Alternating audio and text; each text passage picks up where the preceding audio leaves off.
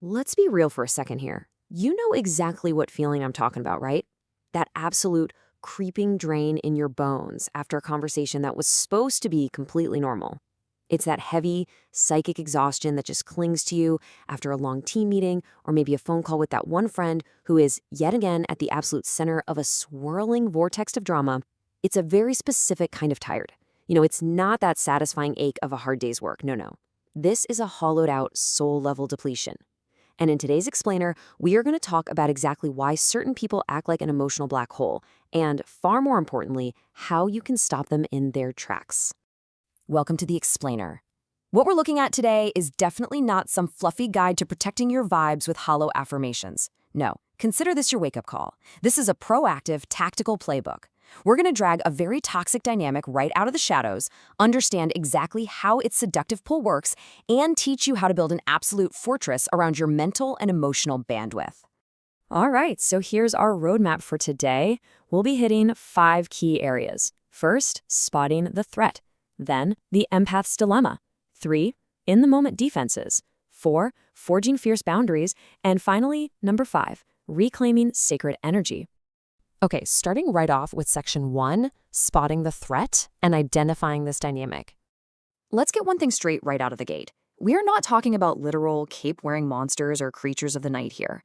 An energy vampire actually represents a dynamic where one person is systematically siphoning off your life force just to feed their own emotional emptiness. These individuals are kind of like hungry ghosts. They've completely outsourced their own emotional regulation to the people around them. Basically, because they're totally depleted, vulnerable, and lost themselves, they literally plug into your resources to boost their own frequency. They don't necessarily wake up plotting to destroy your day. They honestly just wake up empty. The tricky part is, these individuals rarely announce their intentions. Instead, they come wearing masks. First, you've got the professional victim. To them, the entire world is a conspiracy and they want your endless sympathy, but absolutely zero actual solutions. Then there's the narcissist. With them, every single conversation inevitably orbits right back to their own magnificence because they're feeding on your applause. You've also got the drama queen or king who absolutely needs your shock and outrage to fuel their daily soap opera. And, of course, the blamer and the criticizer. They constantly point fingers, refuse to take accountability, and just chip away at your confidence. Either way, they draw you right into their vortex. So how do you spot them? Well, you actually have to pay attention to the physical warning signs in your own body. Long before you feel completely fatigued, you might notice a sudden tightening in your chest or shoulders.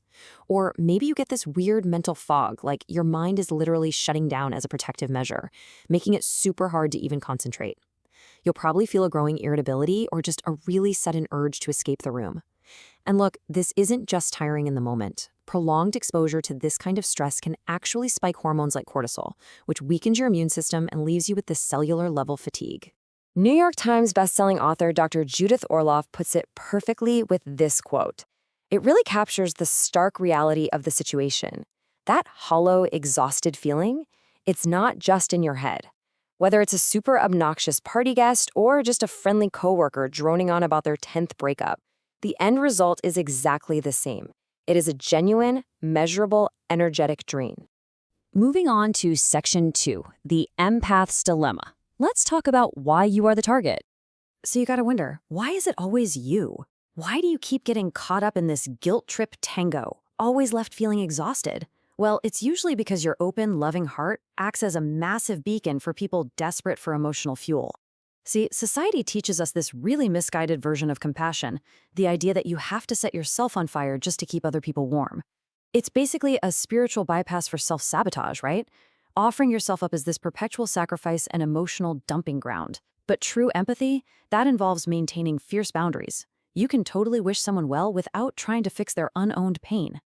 Your primary duty has to be to your own liberation because, let's face it, a completely depleted you has absolutely nothing of substance to offer anyone else anyway. All right, section 3, in-the-moment defenses. Time for some active maneuvers. Now that we know what this dynamic looks like and why you're being targeted, let's get highly tactical.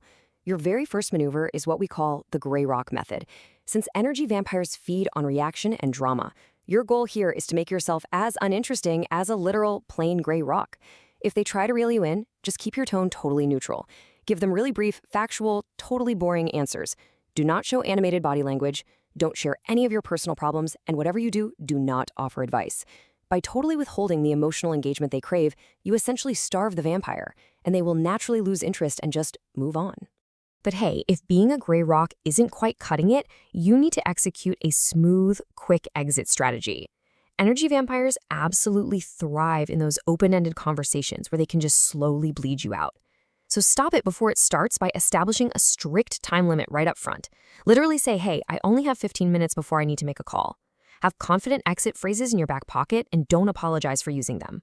Or just use a physical transition, like excusing yourself to go grab a drink or use the restroom to create a natural, unarguable break.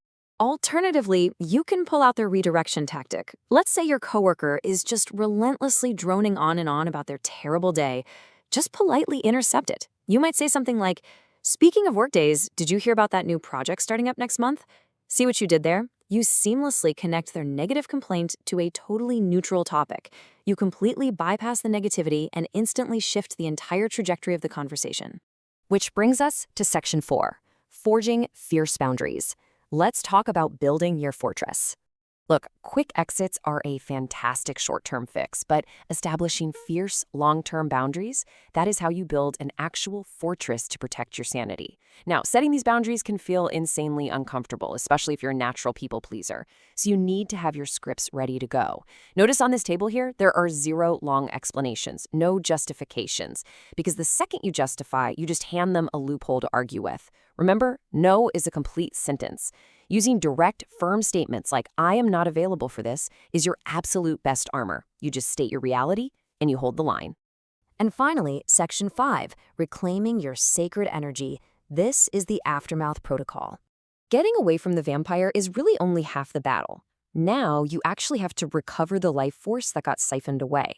To stop that lingering, yucky psychic drain after an intense interaction, you can use a super powerful visualization technique called energetic cord cutting. Our subconscious responds profoundly to imagery, so doing this actually helps rewire your nervous system. Just find a quiet spot, visualize the person, and picture this energetic tie connecting the two of you. Then imagine a really powerful tool, like a sword made of golden light, and consciously sever that cord. Say it firmly in your mind, I release you. Then just visualize your own energy flowing right back to you and sealing safely within your personal field. But you know what's even better? Preventing the drain in the first place. Especially if you're heading into a known challenging environment, like, say, a chaotic family gathering. Try Dr. Orloff's 30-second protective bubble exercise. Just take half a minute before you walk in the door to vividly imagine a bright, glowing shield totally surrounding you. It actually activates your subconscious protective mechanisms, and it signals to your body that you are entering a situation that requires strength. And beyond those immediate defenses, you really need to build deep restoration practices into your everyday life. Listen, mindless scrolling on your phone is simply not going to refill the deep spiritual anemia that an energy vampire causes. You need intentional recovery. Meditate to bring in fresh energy. Get up, move, and stretch to physically process and release all that built-up tension. Engage in rich sensory experiences. Make a good cup of tea. Listen to some great music. You could even cleanse your workspace with sage or black tourmaline to absorb any leftover negative residue. But most importantly, put heavy focus on cultivating the relationships that actually energize and uplift you, instead of just tolerating the ones that drain you dry. I want to leave you with this one final thought.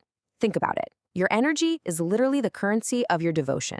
It's the fuel for your purpose and the very essence of your being. And you are the sole guardian of your own energetic kingdom. So the question is, are you going to keep funding these hungry ghosts who refuse to do their own healing? Or are you going to stop the drain today and start investing in your own radiant, vibrant life? That choice and all of that power is entirely yours.